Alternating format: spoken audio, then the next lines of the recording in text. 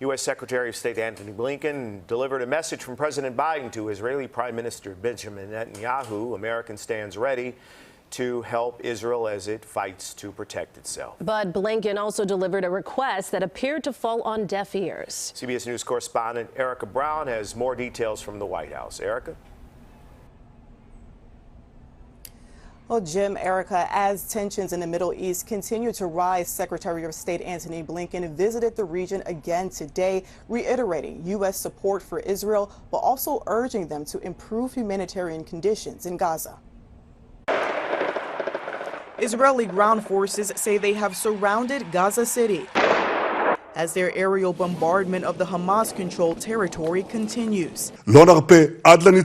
Israeli Prime Minister Benjamin Netanyahu said, "We will not relent until we achieve our goals, destroying Hamas, returning our hostages, and returning the security to our citizens and children."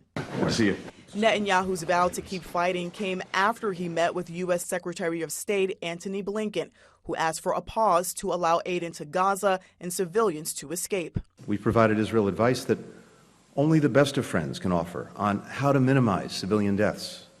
President Biden has said the U.S. is working hard to find a way to get Americans safely out of Gaza. He reiterated that call Friday morning. President Biden, your message to Americans trying to get out of Gaza right now. What's your captain?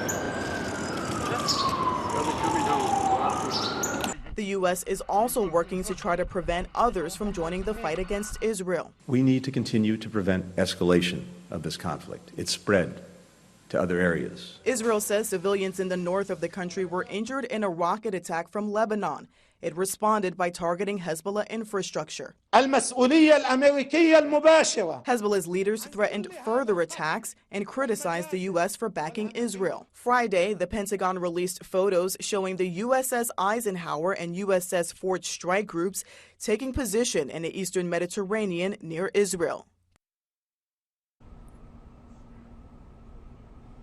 And Senator Durbin and Senator Duckworth are among a group of lawmakers who joined President Biden's call for a pause in military action that would harm civilians and also block that crucial humanitarian aid from reaching Gaza. They say Israel does have a right to defend itself, but also an obligation to minimize civilian casualties.